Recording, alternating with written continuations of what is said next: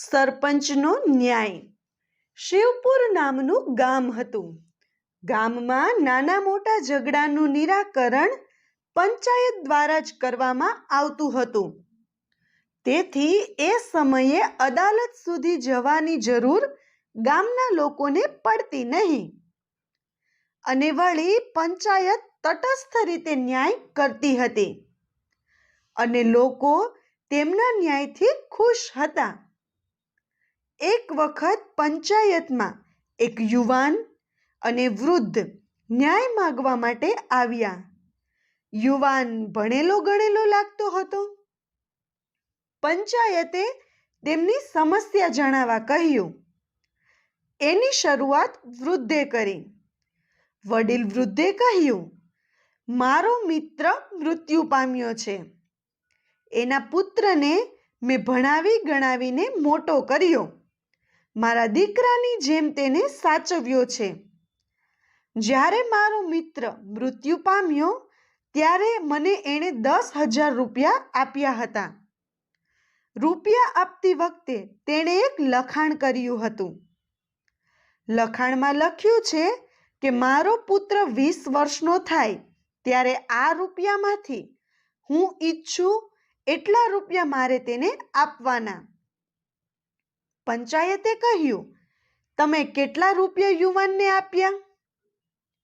વૃદ્ધે કહ્યું, 2,000 રૂપિયા આપ્યા. પરંતુ આ યુવાન એટલા રૂપિયા લેવાની ના પાડે છે. તેને બાકીના બધા રૂપિયા લેવા છે. તેથી અમે પંચાયતમાં ન્યાય માંગવા આવ્યા છીએ.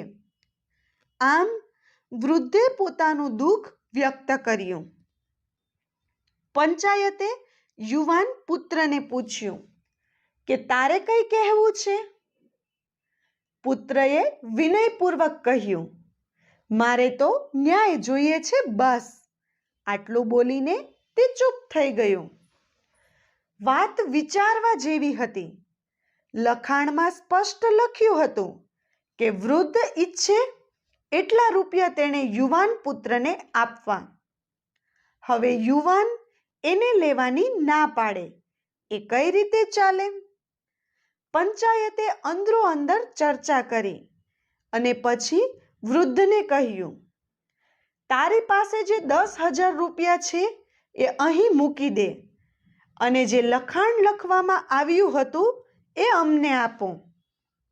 વૃદ્ધે પંચાયતે કહ્યું એમ 10,000 રૂપિયા તેમની સામે મૂકી દીધા અને લખાણ પણ આપી દીધું.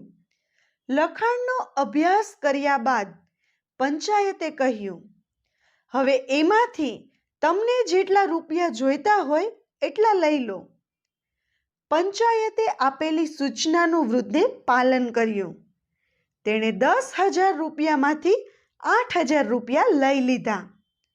એટલે પંચાયતે કહ્યું, તમે જેટલા રૂપિયા રાખ્યા છે એ રૂપિયા આ યુવાનને આપી દો.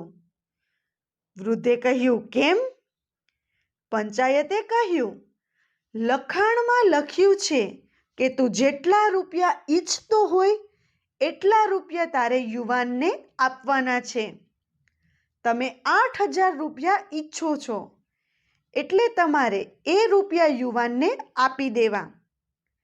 પંચાયતનો ન્યાય સાંભળી યુવાન ખુશ થઈ ગયો અને વૃદ્ધને પોતાની ભૂલ સમજાઈ. તેમણે 8,000 રૂપિયા યુવાનને આપી દીધા. પોતાને ન્યાય મળ્યો એ બદલે યુવાને પંચાયતનો આભાર માન્યો. મિત્રો, તમને અમારો વિડીયો કેવો લાગ્યો? કમેન્ટ કરીને જરૂર જણાવજો. અને જો તમને અમારો વિડીયો ગમ્યો હોય તો અમારા વિડીયોને લાઈક અને વધુમાં વધુ શેર કરવાનું ભૂલતા નહીં. વિડીયો જોવા માટે ધન્યવાદ.